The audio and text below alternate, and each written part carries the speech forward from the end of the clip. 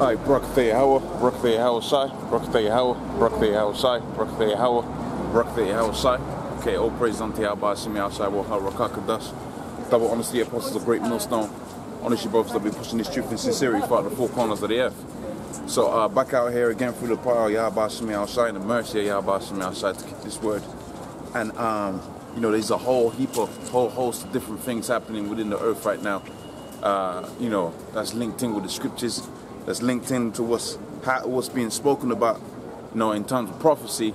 You got the trade war between Russia and the U.S. Okay, that's popping off.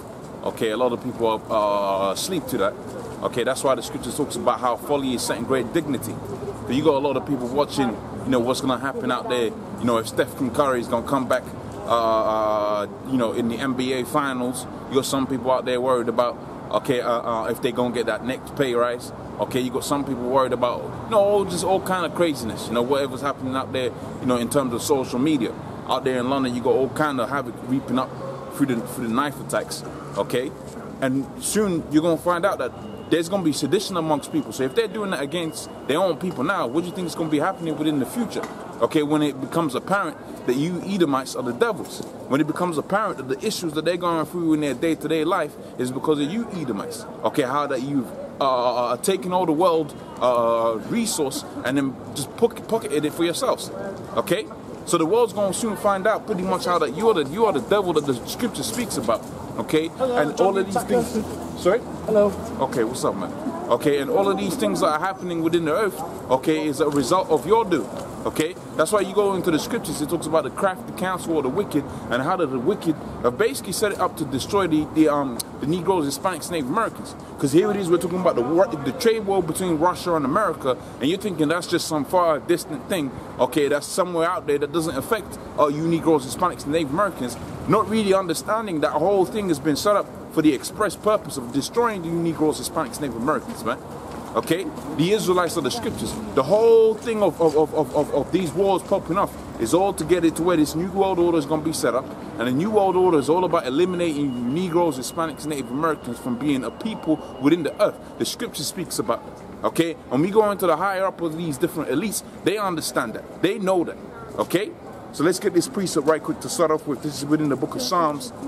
You know, I touched on, you know, a few topics just in that opening statement, but the end-all be-all to this thing goes back onto the birthright between Jacob and Esau, okay?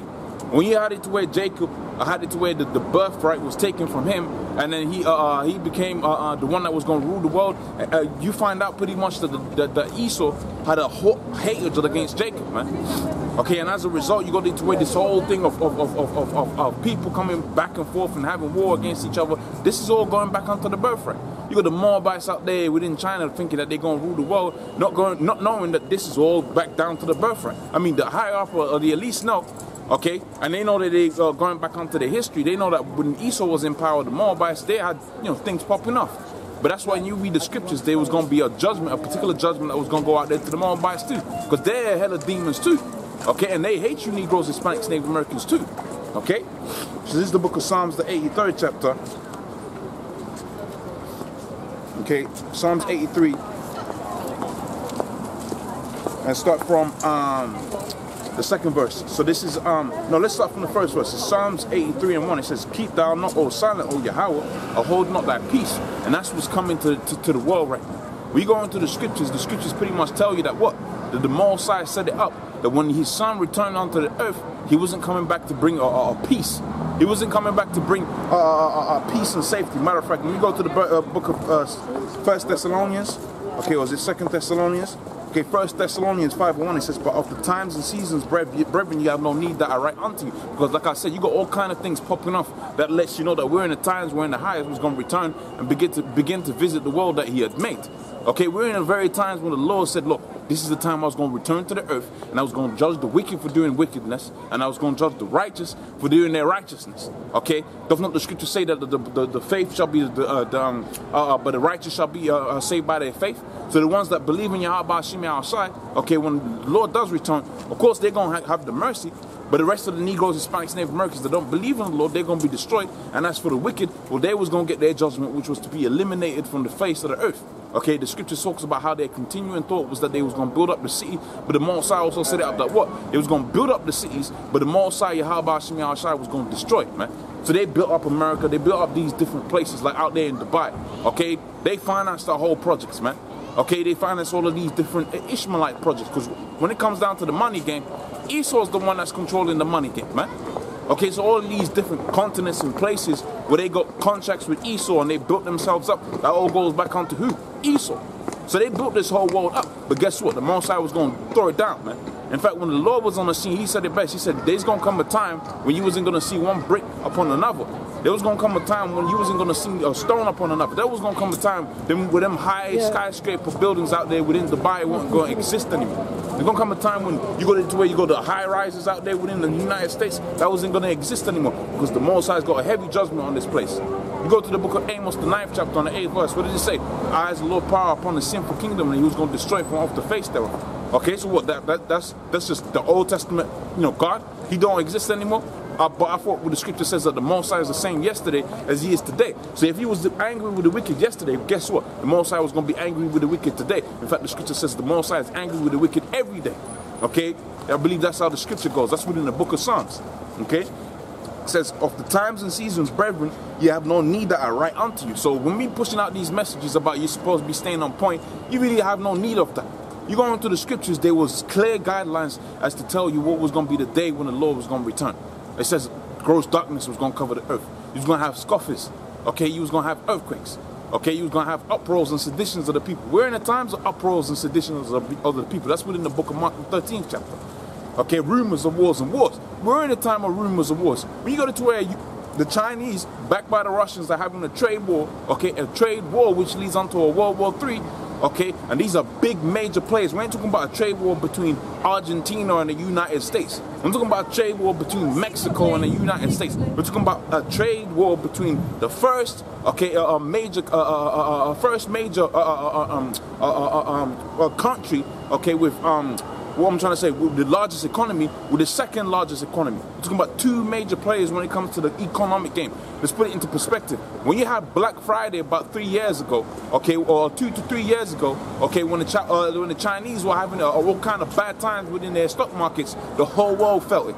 The same thing goes out there when you go to where you have Wall Street. When Wall Street feels it, the whole world feels it. So when these two nations pit themselves against each other in terms of finance and money and trade wars, and then ultimately war, what do you think is going to happen, man? Okay, two major economic powerhouses coming up against each other. The whole world was going to feel the earthquake of them falling. Okay, and that's why you go into the scriptures and you go into the book of 2nd Ezra.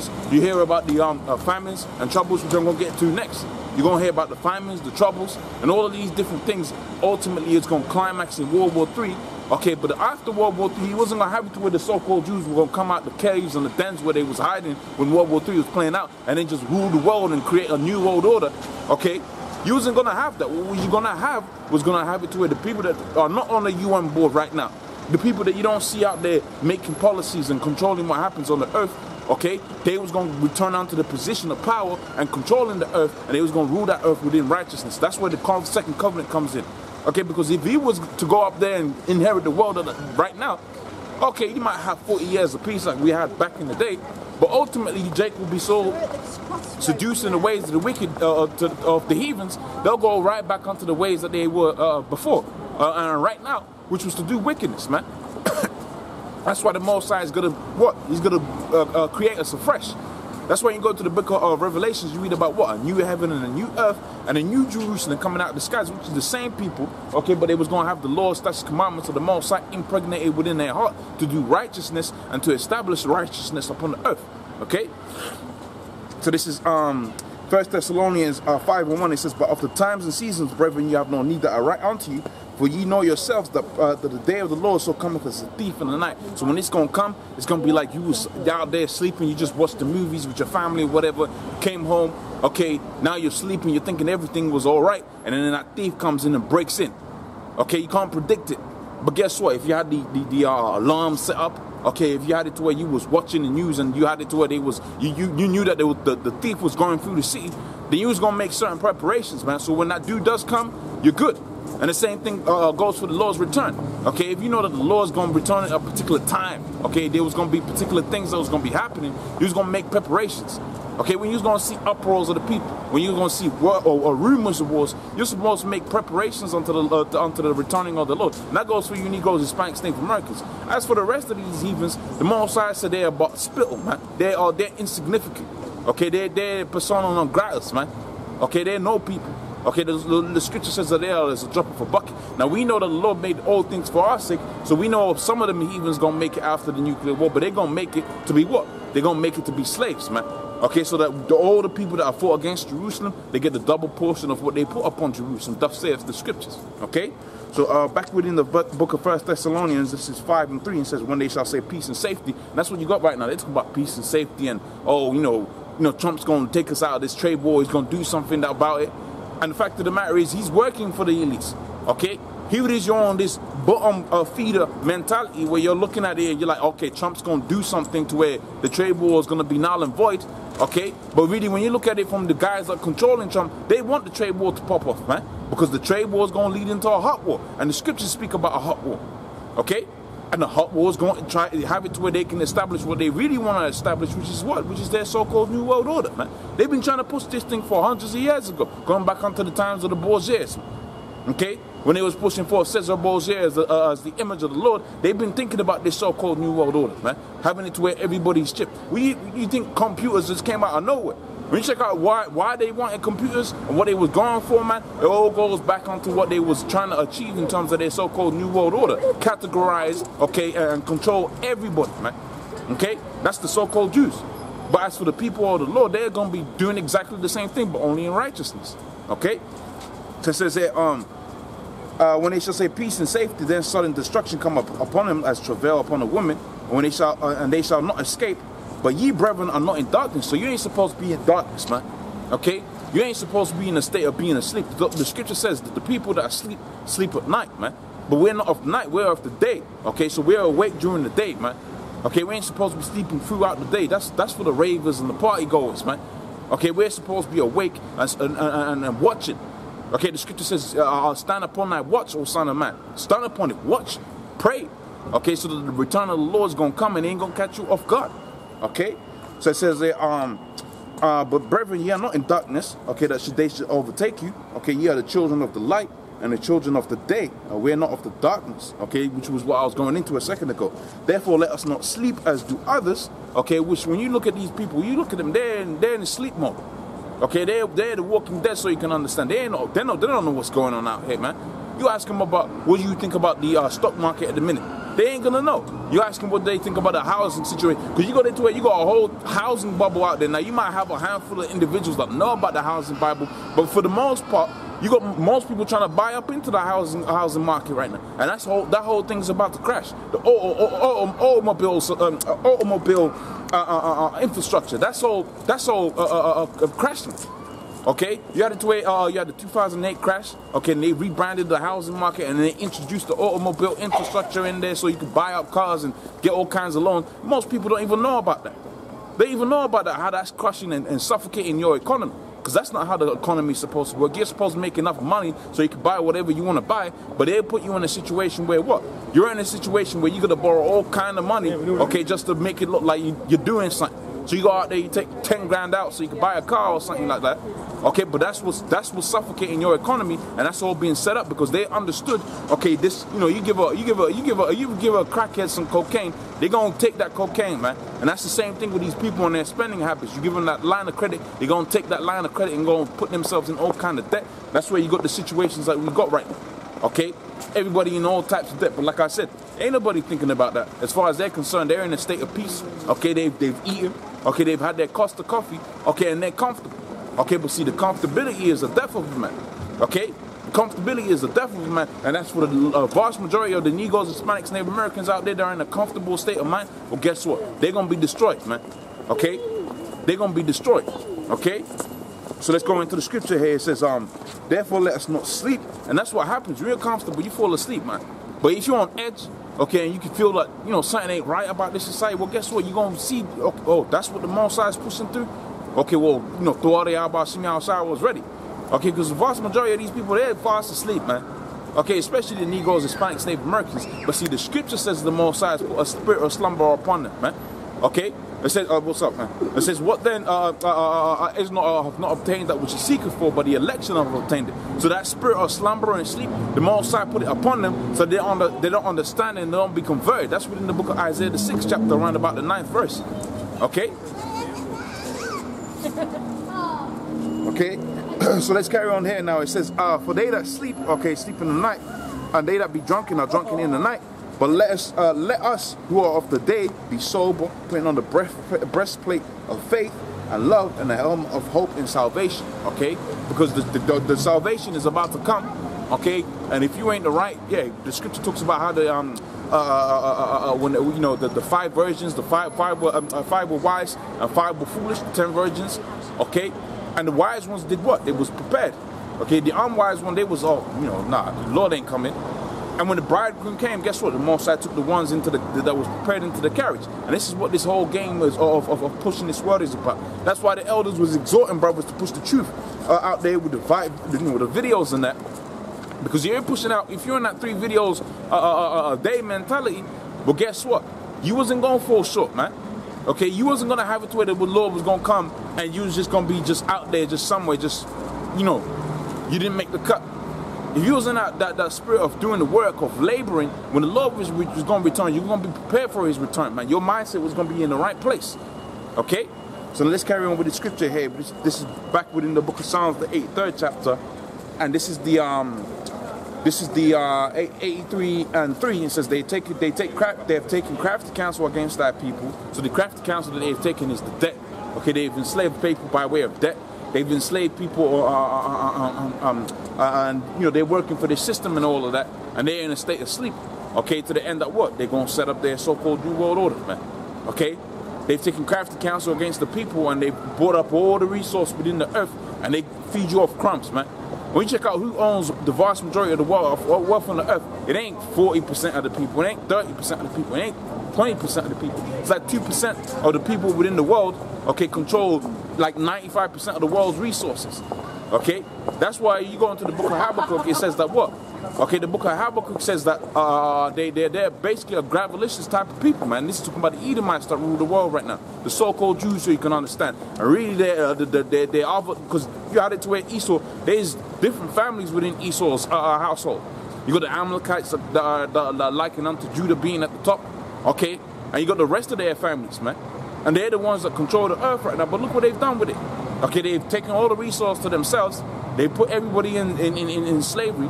Okay, to the end that they might have them all chipped. Okay, and all under complete control. Okay. So let's carry on with the scripture here. It says, taking crafty counsel against thy people and consulted against thy hidden ones, they said, come and let us cut them off from being a nation. That's the end game.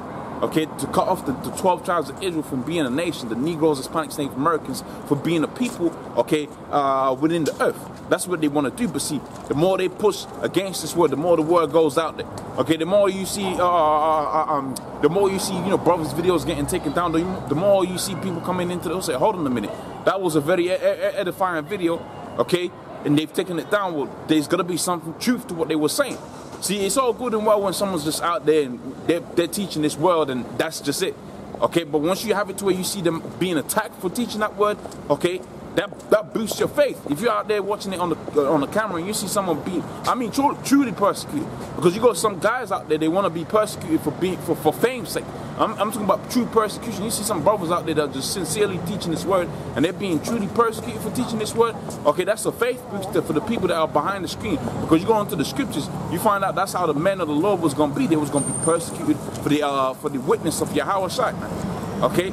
And that's what Esau's trying to do. He's trying to persecute the men of the Lord for the pushing of the word. But guess what? The more he persecutes the men of the Lord, the more this truth goes out, man. Like the scripture says within the book of Acts. Okay? Like the scripture says within the book of Acts, if this word was of man's sake, okay, if this was a thing of man, okay, we're going to, you know, do this movement and the people are going to be like this, and no. If it was of man's doings, it was going to fall to naught. That's why you had it where you had the Black Panthers. They fell to nothing. Okay, you had the different organizations, black organizations that was out there within America. They all fell because why? Because that movement wasn't of the Most High. But now you got it to where the truth out. This is the biggest movement ever. Okay, the Black Panthers only did but so much. Marcus Garvey did only so much. Now you had it to where the men of the Lord are out there teaching the word in sincerity. Guess what? That came out there and it's just blown up, man. Okay? To the end that what we only know that there's going to be a remnant, but in comparison to the previous movement, it's a large multitude of people that follow this truth, man. Because you got it to where you got people out there that don't declare who they are, but they listen to the word of the Most High. And we ain't even in the times of the Most High putting the spirit of healing and you know, making it to where the lame walking, you know, healing, you know, the people that got the leprosy or whatever. Okay, we ain't even in that time yet. Okay, you all right there, mate? Okay, we ain't even in that time yet. Okay, so let's go now into the book of 2 Ezra, the 15th chapter, which I had quoted earlier. Okay, 2 Ezra 15:1, it says, "Behold, speak down in the ears of my people," which that's what your duty as a man of the Lord is supposed to be. Okay, you go into the book of Proverbs, the 1st chapter. It says, "Wisdom crieth without; she uttereth her voice in the chief places of concourse." That's what you're supposed to be doing. Ezekiel 9:4, "Set a mark upon the men that sigh and cry for all the abominations that be done in the midst thereof." And what's that mark? That's the mark of exemption. So you're gonna have the mark of the beast, okay, which is gonna mean you're gonna die. Okay, you got the mark of exemptions. So when the reapers come, which is gonna be the angels, when them reapers come and they're gonna divide the people, if you got that mark of exemption, you're gonna be all right. Okay, we go into the scriptures, we go to the book of Matthew, he talks about how the Lord, okay, had it to where he put up the good seed, okay, and the bad seed within the field. And then ultimately he had it to where what? He had it to where the reapers came and they separated the wheat from the tares. Where the Most High is going to be sending those angels to do what? To be sifting out the house of Israel, okay, from among these nations. And he's going to be sifting out the ones that have the mark of exemption, man. That's why the scripture says, "Set a mark upon the men that sigh and cry for all the abominations that be done in the midst thereof." Okay? So when that mark goes out there by way of pushing this word, those people are going to be saved. That's within the book of John the 17th chapter. Okay, John, is it 17? Okay, 17.